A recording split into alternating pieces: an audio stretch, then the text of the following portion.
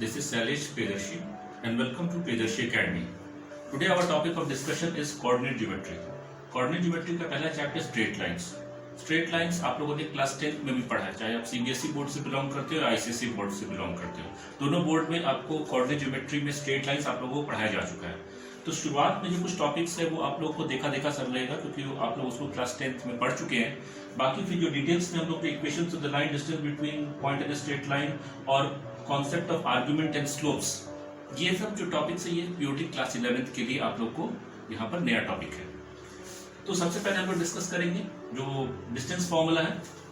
Distance formula for any two points having coordinate axis x1 y1 and x2 y2.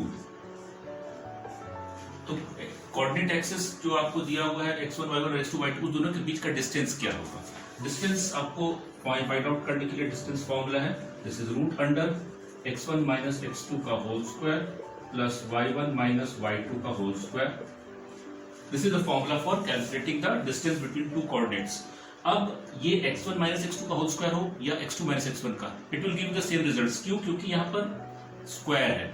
a minus B whole square is equal to b minus a whole square. उसी हिसाब से अगर ये हम x2 minus x1 भी करें तो भी सेम आएगा और x1 माइनस x2 करें तो भी वही चीज आएगा उसमें.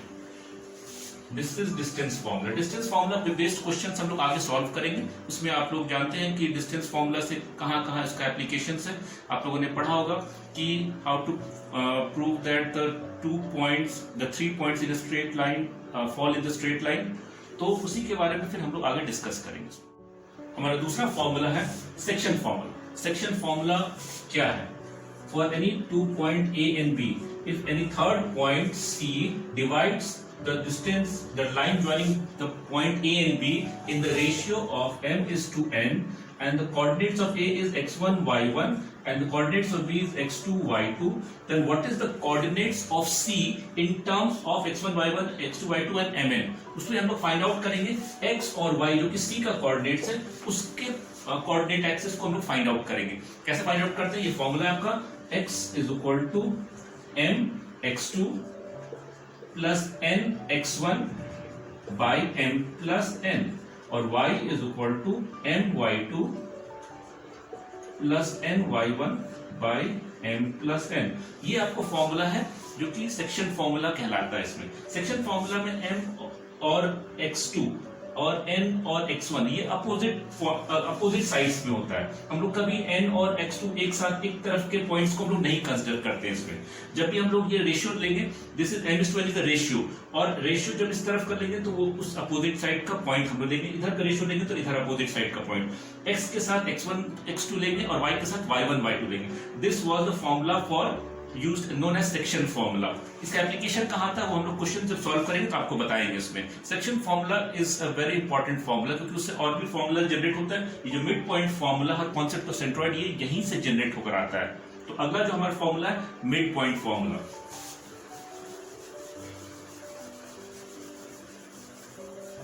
What is mid point formula?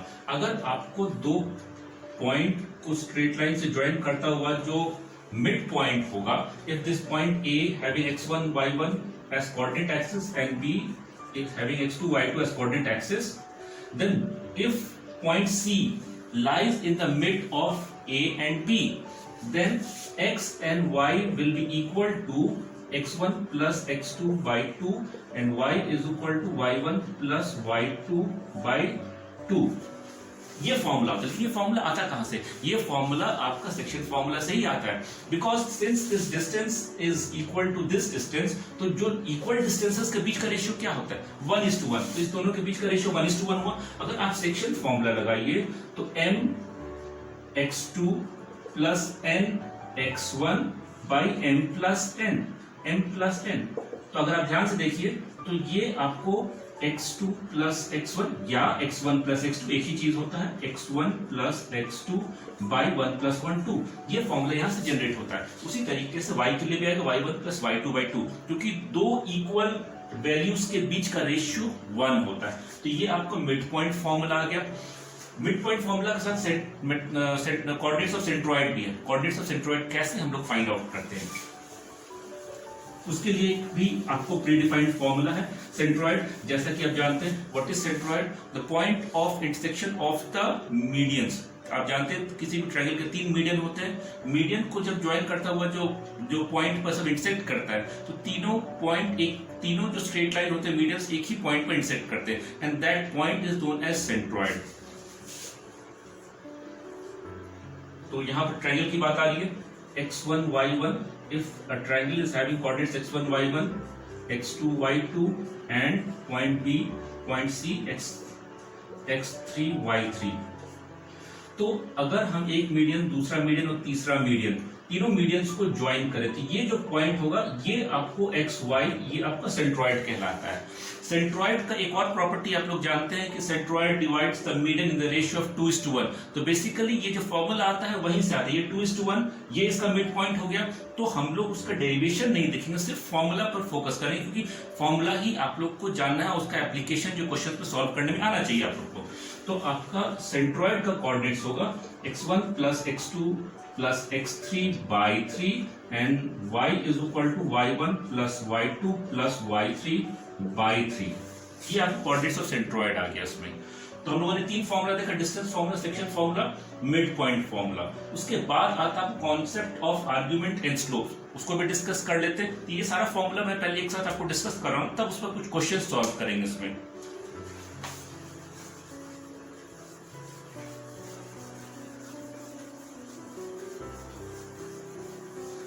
तो सबसे पहले आप लोगों को जान लेना चाहिए कि what is concept of argument और स्लोप। आर्गुमेंट हम लोग, पहला चीज है कि किसी स्ट्रेट लाइन जब कोऑर्डिनेट एक्सिस पर इस तरह से आपको फॉल करता है, दिस एंगल इज थीटा। तो जो स्ट्रेट लाइन ये एंगल फॉर्म कर रहा है, ये एंगल जो एक्स एक्सिस के साथ बनाता है, that angle is known as the argument और मोर स्पेसिफिकली इंक्लिनेशन। इंक्लिनेशन जो एंगल एक्स एक्सिस के साथ फॉर्म कर रहा है, वो ये एक्यूट भी हो सकता है, ऑब्ट्यूज भी हो सकता है, ये किसी भी तरह का एंगल हो सकता है इसमें। इंक्लिनेशन ये थीटा। अब स्लोप क्या हुआ? Slope is equal to the tan of that angle. The tan of that angle is known as slope. इस स्लोप को हम लोग m से भी रिप्रेजेंट करते हैं। तो tan ऑफ दैट एंगल जो कि इंक्लिनेशन कहलाता है, tan of that angle is slope और it is also represented by m। if angle is given to you, तब हम लोग तो थीटा, tan थीटा से फाइंड आउट करके स्लोप आपको फाइंड आउट कर लेंगे। लेकिन अगर आपको एंगल नहीं दिया हुआ है, if this is alternate way of finding the slope of the straight line, अगर आपको स्ट्रेट लाइन ऐसे दिया हुआ, उसमें 2 कोऑर्डिनेट्स दिया हुआ x1 y1 and x2 y2, if 2 points are given to you, जिसका कोऑर्डिनेट्स x1 y1 और x2 y2 दिया हुआ है, उस स्ट्रेट लाइन का स्लोप क्या होगा? The slope of the straight line that is represented by m is equal to y2 minus y1 by x2 minus x1। ये आपका फॉर्मूला होता है स्लोप फाइंड आउट करने, जब कोऑर्डिनेट एक्सिस दिया रहा है, जब एंगल दिया रहा है तब ये, और जब स्लोप ये पॉइंट्स दिया है, कोऑर्डिनेट्स दिया रहा है, तब ये हम लोग फाइंड आउट करते हैं। इसको हम लोग m से भी रिप्रेजेंट करते हैं। अब ये तो स्लोप क्या होता है और कैसे फाइंड आउट करते हैं उसके लिए, लेकिन इसमें 2 एडिशनल प्रॉपर्टी है स्लोप्स का, उसके बारे में थोड़ा सा स्टडी करेंगे भी।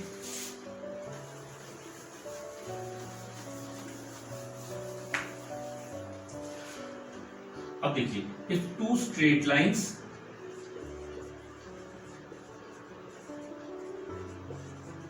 Are parallel to each other,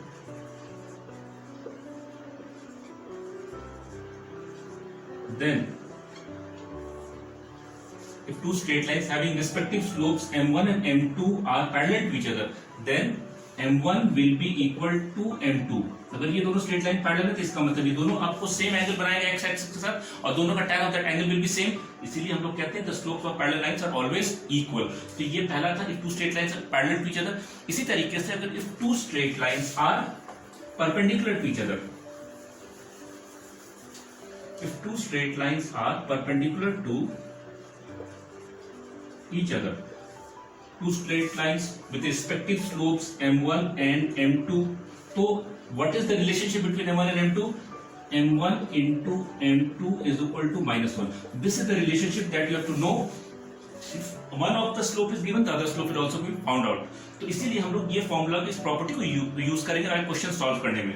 If two straight lines are perpendicular to each other, then the product of the slopes will be equal to -1. एक और प्रॉपर्टी एडिशनल जो कि आपको स्ट्रेट लाइंस के स्लोप से रिलेटेड है. If two straight lines with respective slopes m1 and m2 is given to each other, and if they form an angle of theta with each other, then what is the relationship between m1, m2 and theta? तो relationship जो है वो है आपको tan theta is equal to m2 minus m1 by 1 plus m1 into m2. Mod of this, by mod, because negative या positive दोनों case में हम लोग मॉड्यूलस लेंगे जो कि रिजल्ट अल्टीमेटली पॉजिटिव ही देगा उसमें. ये फॉर्मूला है. This relationship gives, this is the relationship which makes m1 m2 and tan theta related to each other. तो ये आपका स्लोप से रिलेटेड कुछ प्रॉपर्टीज हम लोग डिस्कस किए. अब जो ये फॉर्मूला हम लोग डिस्कस किए, distance formula, section formula, mid point formula and concept of slope, इस पर बेस्ड क्वेश्चंस करेंगे. और ये तो दो टॉपिक है, equations of the straight line and distance between the point and straight line and distance between to parallel lines. ये topic को हम अगले वीडियो में कवर करेंगे. तो आज के वीडियो में जो फॉर्मूलाज हम लोग डिस्कस किए उसके बेसिस पर क्वेश्चन सॉल्व करेंगे. अगला हम लोग टॉपिक क्वेश्चन सॉल्व करना. ठीक है. अब जो फॉर्मूला हम लोग पढ़े हैं उस फॉर्मूला के बेसिस पर हम लोग कुछ क्वेश्चन सॉल्व करेंगे. ये 4 क्वेश्चन मैंने लिख रखा है, और भी क्वेश्चंस हैं आगे बताएंगे. पहले इन 4 क्वेश्चंस को हम लोग सॉल्व कर लेते हैं. Find the distance between the points A and B. यहाँ प्योरली डिस्टेंस फॉर्मूला का एप्लीकेशन है. Point A is 2, -3 and point B is -6, 3. तो डिस्टेंस फॉर्मूला के अकॉर्डिंगली डिस्टेंस फॉर्मूला ये हम लोग लिख सकते हैं. AB is equal to x1 minus x2 का whole square. What is this? x1 2 -6 का होल स्क्वायर प्लस -3 का होल स्क्वायर का रूट ओवर. कौन सा फॉर्मूला यूज किए? x1 minus x2 का whole square plus y1 minus y2 का whole square. जब इसको हम सॉल्व करेंगे उसका रूट ओवर, जब सॉल्व करेंगे तो आपका आएगा 2 + 8, 2 + 6 is 8 plus this is 8 square plus 6 square, this -3. चूंकि ये नेगेटिव टर्म का भी स्क्वायर पॉजिटिव ही होता है, इसीलिए इसको हम 64 + 36 जो कि √100 होता है and which is 10. This is the distance between point A and point B. ये सिंपल एप्लीकेशन था डिस्टेंस फॉर्मूला का. ये पहला क्वेश्चन था. दूसरा क्वेश्चन है using distance formula show that these 3 points are collinear. अब कोलिनियरिटी के लिए आपको क्या कंडीशन होता है? When are the 3 points said to be collinear? 3 points are said to be collinear if they lie on the same straight line. तो distance formula का यहाँ एप्लीकेशन कैसे है? Point A B C. Point A is -3, 2, sorry 3, -2, 5, 2. B is 5, 2 and C is 8, 8. C is 8, 8. How will the 3 points be collinear?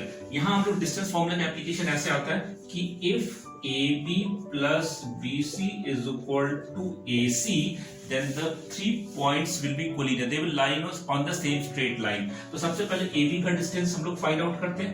AB x1 minus x2 का whole square plus y1 minus y2 का whole square, इसका root over. जब आप solve करेंगे तो ये आपका आएगा -2 का होल स्क्वायर 4, और ये आपको आएगा -4 का होल स्क्वायर 16, √16. तो √16 + 4 इज √20. और इसको अगर हम मिक्स्ड रेडिकल में कन्वर्ट करेंगे तो ये 2√5 आएगा. ये 2√5 AB आया. अब BC का लेंथ क्या होगा? BC का लेंथ डिस्टेंस फॉर्मूला से 5 - 8 का होल स्क्वायर प्लस 2 - 8 का होल स्क्वायर का root over. Again 5 - 8 is 3 square is 9 and 2 - 8 is -6, 6 का होल स्क्वायर 36. तो अगर आप सॉल्व करेंगे तो ये 9 + 36 is 45. This is √45. इसको आप मिक्स्ड रेडिकल में कन्वर्ट करेंगे तो 3√5 आएगा. This is BC. AB और BC का लेंथ आ गया. आप AC का लेंथ फाइंड आउट करेंगे. What is AC? AC को अगर आप फाइंड आउट करें तो 3 - 8 का होल स्क्वायर एंड प्लस -2 - 8 का होल स्क्वायर. ये आपका 3 - 8 is 5, 5 - 5 का होल स्क्वायर 25 एंड -2 - 8 is -10 का होल स्क्वायर 100. That is √125. इसको अगर मिक्स्ड रेडिकल में कन्वर्ट करें तो ये 5√5 आएगा। तो अगर आप ध्यान से देखिए तो आपका जो डिस्टेंस आएगा, देखिए AB, what is AB? AB is AB plus BC। AB का लेंथ आ गया आपको 2√5 और BC का लेंथ आ गया 3√5, जो कि 5√5 है, and which is equal to AC। So we can say that AB plus BC is equal to AC। इस तरीके से आपका ये डिस्टेंस फॉर्मूला से प्रूव होता है कि ABC lies on the same straight line। ये आपका था डिस्टेंस फॉर्मूला के बेसिस पर कोलिनियरिटी को प्रूव करना। अगला क्वेश्चन है, show that the points this and this are the vertices of the rhombus. How can you, what are the properties of rhombus? Rhombus का प्रॉपर्टीज क्या होता है? रोम्बस का प्रॉपर्टीज होता है कि quadrilateral having all four sides equal to each other. Basically rhombus एक parallelogram होता है और रोम्बस का जो स्पेसिफिक प्रॉपर्टी है चारों साइड इक्वल होता है। तो हम लोग प्रूव करेंगे कि all the four sides of the rhombus are quadrilateral are same, then it is the rhombus. तो अगला क्वेश्चन,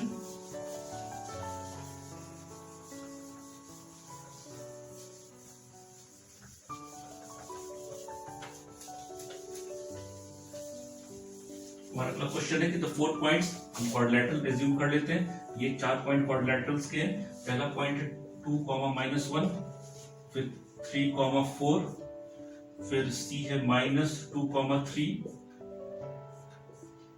और D है आपको -3, -2। This is A, this is B, this is C and this is D। अब चारों का length find out करते हैं, चारों साइड्स का। What is AB? AB का लेंथ होगा x1 - x2 का होल स्क्वायर, 2 - 3 का होल स्क्वायर, प्लस -1 - 4 का होल स्क्वायर। इसको जब इसका रूट ओवर जब आप सॉल्व करेंगे तो ये आएगा 1 और ये आएगा +25, जो कि √26 आता है। ठीक है, ये दूसरा साइड, ये AB का लेंथ और फिर BC का length if 3 + 2 whole square plus 4 - 3 whole square, इसका root over 3 + 2 is 5, 5 + 4 25 plus 1 root over is √26। तो दो साइड इसका सेम आ गया, AB और BC। फिर CD का लेंथ क्या होगा? -3 + 2 का होल स्क्वायर प्लस -2 - 3 का होल स्क्वायर। ये पॉइंट्स को हम लोग लेके चल रहे हैं इसमें, इसका रूट ओवर जब आप सॉल्व करेंगे तो -3 + 2 इज -1 होल स्क्वायर और प्लस माइनस ऑफ 5 का होल स्क्वायर। जब आप सॉल्व करेंगे तो फिर ये √26 ही आ रहा है। 5 square 25 and 1 square is 1, 25 + 1 26, √26 and AB BC CD DA। What is the length of DA? DA का जो लेंथ होगा उसी तरीके से फाइंड आउट करेंगे। 2 -3 का होल स्क्वायर और -1 प्लस ऑफ -1 माइनस ऑफ -2 का होल स्क्वायर का रूट ओवर। ये आपको 2 + 3 5 हो जाएगा, 5 स्क्वायर, और ये आपको -1 का होल स्क्वायर 1 स्क्वायर, यानी अगेन 25 + 1 दैट इज √26। तो आप ध्यान से देखिए, AB is equal to BC is equal to CD is equal to DA is equal to √26। Therefore, these are the coordinates of a rhombus। इस तरह से हम लोग प्रूफ करते हैं। अब अगर इसी क्वेश्चन में पूछता, क्योंकि आप जानते हैं कि all four sides are equal, तो ये स्क्वायर का भी प्रॉपर्टीज होता है। तो अगर यही क्वेश्चन में आपको प्रूफ करना होता कि prove that it is also the coordinates of a square, तब एडिशनल क्या करते? तब हम लोग AC is equal to BD भी प्रूफ करते हैं, क्योंकि स्क्वायर का प्रॉपर्टी होता है कि all four sides are equal and their diagonals are also equal. तो चारों साइड अगर इक्वल हो गया तब आपका ये रोम्बस होगा, और अगर डायगोनल भी इक्वल हो गया तब आपका ये स्क्वायर हो जाएगा। इस तरीके से हम लोग एप्लीकेशंस ऑफ डिस्टेंस फॉर्मूला करते हैं। उसके बाद है आपका question number 4।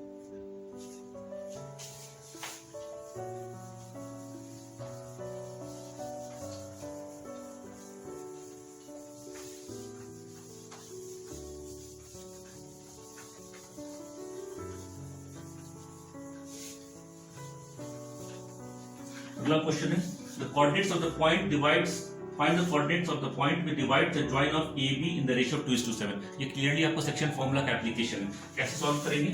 Point A is given to be -5, 11 and point B is given to be 4, -7। तो अगर ये बीच का जो पॉइंट हो गया, ये आपको डिवाइड कर रहा है C एज्यूम कर लेते हैं, ये एक्स वाई इसका कोऑर्डिनेट्स हम लोग ले लेते हैं. We are assuming that the C divides the point AB in the ratio of 2:7. तो यूजिंग सेक्शन फॉर्मूला हम लोग कैसे फाइंड आउट करेंगे? x इज इक्वल टू, देखिए, m x2 2 into 4 plus n x1 mx2 plus n x1 7 into minus 5 by m plus n. थोड़ा सा rearrange कीजिए, 4 to the 8 minus 7 5 35 divided by 9, ये minus 27 by 9 जो कि minus 3 आता है. x कोऑर्डिनेट इसका 3 आया. उसी तरीके से y coordinates m y2 2 into minus 7 plus n y1 plus 7 into 11 divided by m plus n 2 plus 7 9. तो ये 77 minus 14, 77 minus 14 divided by 9 is 63 by 9 is equal to 7. So what are the coordinates of x and y? तो x, y is equal to minus 3, 7. इस तरह से आप section formula से उस point का कोऑर्डिनेट्स फाइंड आउट कर सकते हैं, पॉइंट C का. ये था कुछ क्वेश्चंस, और कुछ क्वेश्चंस सॉल्व करते हैं. हमारा अगला क्वेश्चन है, ये स्लोप्स के बेसिस पर, स्लोप का जो प्रॉपर्टी हम लोग डिस्कस की उसके प्रॉपर्टी पे बनेगा. Find the slopes of the line with inclination 120 degree और 135 डिग्री. आप जान रहे हैं कि दोनों का दोनों जो ऑब्ट्यूज एंगल है मोर देन 90 डिग्री है. तो स्लोप के लिए जो फॉर्मूला था क्या? tan theta. If theta is inclination that slope is your tan theta. यानी पहला जो पॉइंट ए आया उसका slope tan 120 degree. tan 120 degree, what is tan 120 degree? tan 120 is tan 180 minus 60 which is equal to minus tan 60 जो कि minus √3 आएगा. Slope negative भी हो सकता है, पॉजिटिव भी हो सकता है, कुछ भी हो सकता है इसमें. तो सेकंड क्वाड्रेंट में रहने के चलते tan नेगेटिव होता है, इसलिए -√3. उसी तरीके से ये भी सेकंड क्वाड्रेंट में रहेगा. ये भी आपका ऑब्ट्यूज एंगल है. m is equal to tan 135, this is equal to tan 180 minus 45 जो कि minus tan 45 minus tan 45. tan 45 is 1, तो आपका स्लोप हो गया m, यहाँ -3 और यहाँ -1. इस तरीके से फाइंड आउट करते हैं. एक्यूट एंगल का तो आप लोग जानते हैं, अगर 60 दे दे 30 दे दे तो डायरेक्टली आप tan 60 tan 30 tan 45 कुछ भी लिख सकते हैं. लेकिन ऑब्ट्यूज एंगल का इसी तरीके से ट्रिग्नोमेट्री का जो आप लोग प्रॉपर्टी जानते होंगे. अगला क्वेश्चन है, find the slope of the line which passes through the point this. तो ये स्लोप फाइंड आउट करने का जो दूसरा फॉर्मूला मैंने आपको बताया था y2 minus y1 by x2 minus x1, उस प्रॉपर्टी पर बेस्ड है.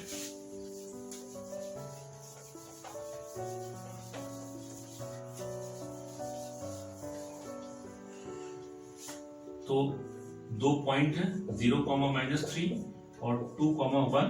इसका जो स्लोप होगा, let the slope of this straight line be m. तो m is equal to y2 minus y1 by x2 minus x1. इसका जब फाइंड आउट किए तो 1 plus 3 4 by 2 is equal to 2. तो व्हाट इज द स्लोप? 2.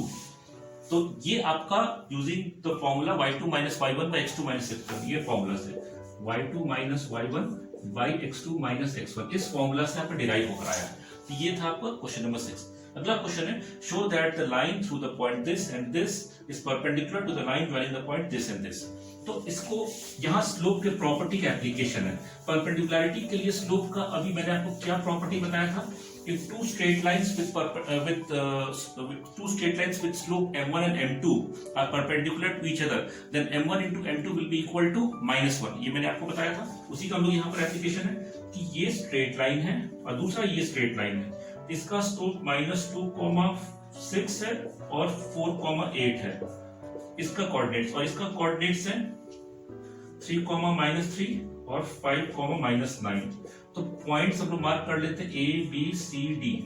तो slope of AB क्या हो जाएगा? What is the slope of AB? तो y2 minus y1 by x2 minus x1, उस प्रॉपर्टी से निकालेंगे. तो 4 8 minus 6 by 4 minus -2 सॉल्व करेंगे तो ये 2 by 6 जो कि 1 by 3 आएगा. और स्लोप ऑफ CD अगर फाइंड आउट करते हैं, slope of CD is equal to y2 minus y1 -3 plus -9 plus 3 y2 minus y1 by x2 minus x1 5 minus 3. अगर इसको सॉल्व करें तो -6/2 जो कि -3 आता है। तो अगर इसको हम m1 मान लेते हैं और इसको हम m2 मान लेते हैं तो m1 into m2 is equal to क्या आएगा, 1/3 into -3 cancel out -1, m1 into m2 is equal to -1, तो we can say that the two straight lines are perpendicular to each other। ठीक है, ये प्रॉपर्टी आपको समझ में आया। अगला क्वेश्चन है find the angles between the line whose slopes are √3 and 1/√3। ये क्वेश्चन को भी हम लोग सॉल्व करते हैं। इसमें कौन सा प्रॉपर्टी अप्लाई होगा, tan theta is equal to m1 minus m2 by 1 plus m1 into m2, the mod of that value, ये प्रॉपर्टी अप्लाई होगा। तो if two straight lines with slope √3 and 1/√3 and the angles between them is theta, तो हम बताए थे relationship tan theta is equal to assume this to be m1 and assume this to be m2, तो m1 minus m2 by 1 plus m1 into m2 इसका mod.